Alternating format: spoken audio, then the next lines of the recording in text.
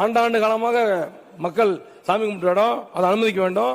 அதே மாதிரி சிறையின் பின்புறம் எங்க வீடுலாம் இருக்குதுங்க.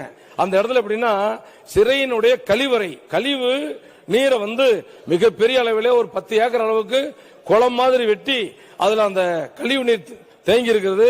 அந்த கழிவு நீர் தேங்கி இருக்கிறதுனால கொசு துர்நாற்றம் அந்த பகுதியிலே நாங்க தினம் போற வழி அந்த இடத்துல பயங்கரமான நாற்றம் எடுக்கிறது.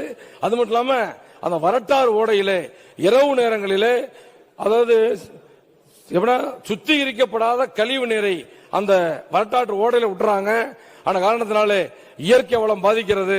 அந்த கழிவு நீரை ஒரு முறையாக சுத்திகரிப்பு செய்து அந்த தேக்காத வண்ணம் இருக்க வேண்டும் என்று ஆவண செய்யுமா என்று தங்கள் வாயிலாக அறிய விரும்புகிறேன். மாண்புமிகு அமைச்சர் அவர்கள்.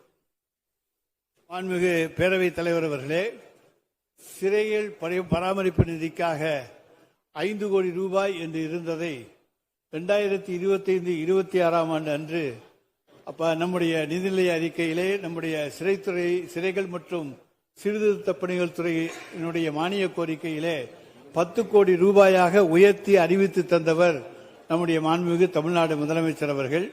எனவே இன்றைக்கு இருக்கின்ற விலைவாசி போன்றவற்றை எல்லாம் உணர்ந்துதான் 5 கோடியை 10 கோடியாக உயர்த்தி தந்திருக்கின்றார்.